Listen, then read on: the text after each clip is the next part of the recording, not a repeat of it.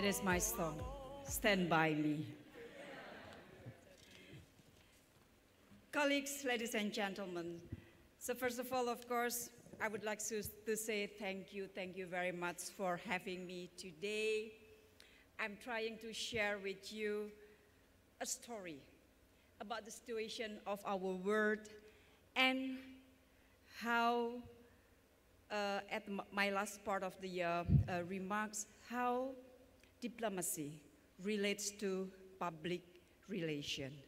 So just sit back and relax, and I do hope that you enjoy my story. What I will convey reflects my personal capacity, but for sure that is based on my experience as Foreign Minister of Indonesia for a decade. Friends, ladies and gentlemen, let me start with showing or telling you or sharing with you how is the situation of the world today, that I sure that you feel that as well. So we are now living in an uncertain world. What is certain is uncertainties. The uncertainties is the certain one. We see wars, conflict continue happening in many parts of the world. Gaza, Lebanon, Ukraine, and others. And you know, colleagues, friends, to start war or conflict is very easy. To create enemy is also very easy.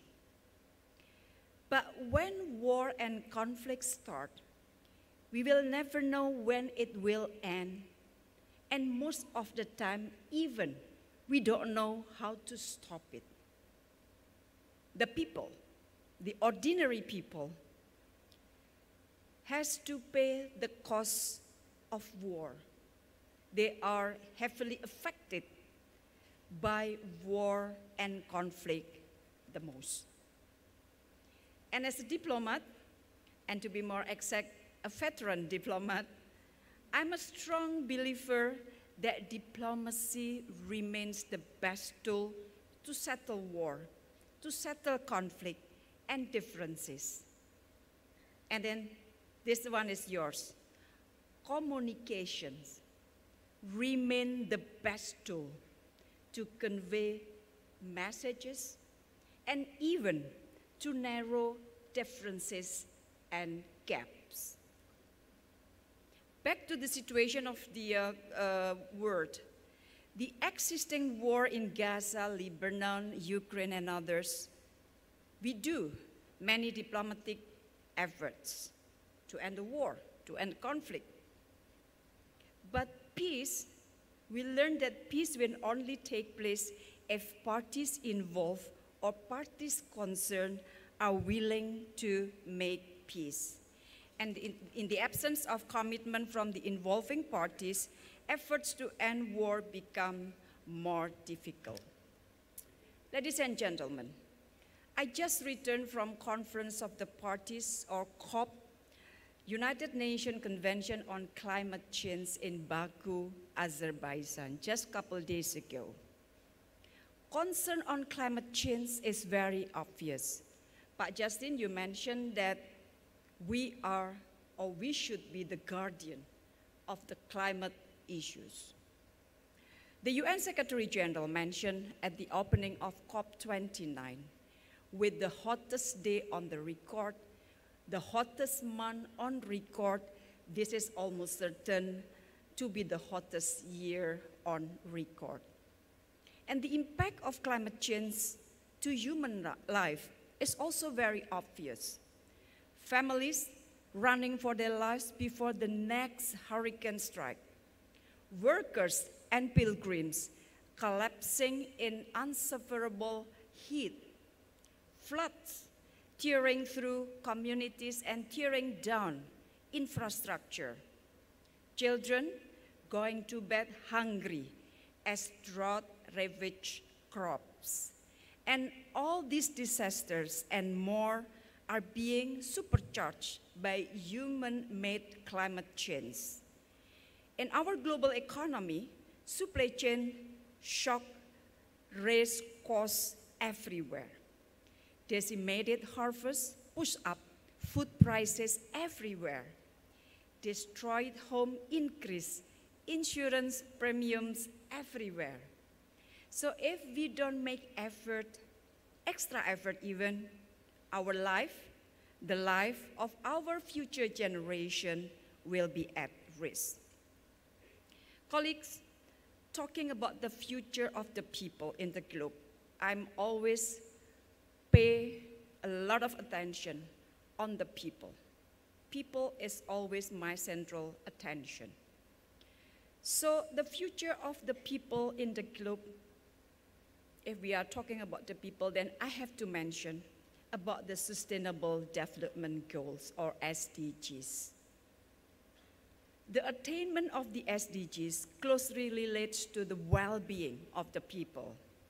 And we know that we only have 6 years to go until 2030, where we aim to meet the goals, the targets of SDGs. But the question is, where we are now? And based on the UN data, the attainment of SDGs mostly is off track. Only 17% of SDGs targets are on track. Nearly half are showing minimal or moderate progress, and progress on over 1/3 has stalled or even regressed. So the scaring effect of COVID-19 pandemic, escalating conflicts, geopolitical tension, and growing climate chaos are hitting SDGs progress very hard. And that is the word that we are facing right now, where human life is under severe threat. And the challenges ahead are predicted even more difficult. And colleagues, as mentioned on the term of reference of this session, the question is how Indonesia navigate its foreign policy in this difficult world. Friends, it is not easy to navigate a foreign policy in the very difficult situation. In the last 1 decade, with a lot of efforts, with a lot of hard works, Indonesia made it, alhamdulillah. So let me take the report of Lowy Institute on Asia Power Index 2024. The term of reference of this session also mentioned about this report. This report is good to measure how diplomatic influence of a country. And the report, among others, mentioned that Indonesia increased its score by 2.9 points in 2024, the biggest increase in any country in the index.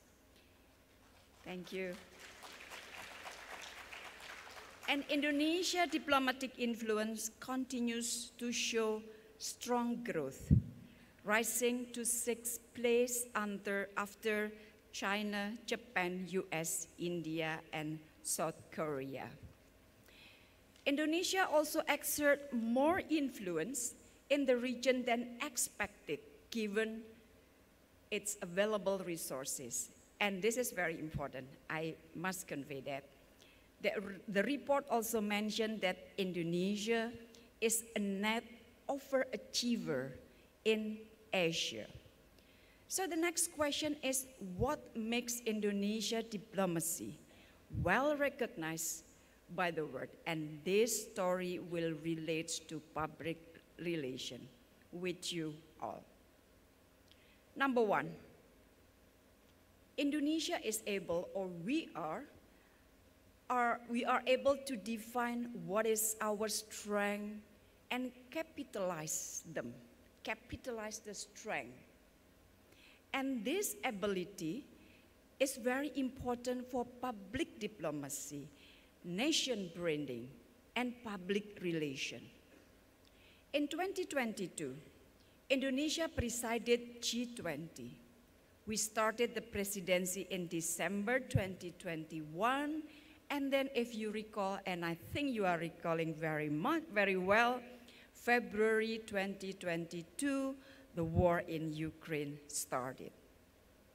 So when we start our presidency, all countries were very pessimistic about the G20. Will the G20 survive? Will the G20 able to deliver? Pressures were coming from all over the world.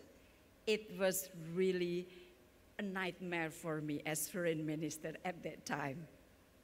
So to make a long story short, Indonesia was able to navigate this turbulent situation in 2022, not only making the G20 survive, but also deliver. Survive is one thing, but deliver is the other thing and very important. And the question is why Indonesia was able to make it. To start with, there is trust to Indonesia. Pak Boy mentioned about trust, Pak Justin also mentioned about trust. Trust is very important in our work, in our job, and even for us as a human being. Trust. To get trust, it needs a long time investment. Trust doesn't fall from the sky. Trust, again, is also needed in public diplomacy, nation branding. And if you don't have trust, if there is no trust, you won't be able to do anything. My second point, Indonesia diplomacy also invested a lot in bridging differences, play bridging role, because we understand that this is our strength and this is what the world needs nowadays. Differences among members of G20 was wide. And if there is no extra effort to bridge the gap, to bridge the differences, there won't be a consensus to issue a declaration. Again, the point here, my point here is utilize or capitalize your strength in public diplomacy, nation branding, public relation. And your ability to convince others is also very important in your job, because your job is to convince, to influence others. What Indonesia experienced during the presidency of G20 reoccurred during the Indonesian chairmanship in ASEAN in 2023, just last year. And the most difficult part is to navigate the East Asia Summit, EAS, where the ASEAN members meet all major powers, US, China, Russia, Japan, South Korea, India, Australia, New Zealand. We are sitting in one room. And the composition, again, especially among major powers, are very wide. In 2023, where we chair ASEAN, again, we are able to reach a consensus, and we were able to issue a joint statement. So, friends, colleagues, the world is moving fast, changing all the time. Dynamism is happening everywhere. And to cope with this situation, we must be adaptive and agile. But do not push too hard. Don't push too hard, because it could ruin everything. Push at the right time, push at the right place to make the ball keeps rolling and to make difference. To end my story, know your strength, know your weakness, gain trust, strengthen your skill to convince others, to influence others.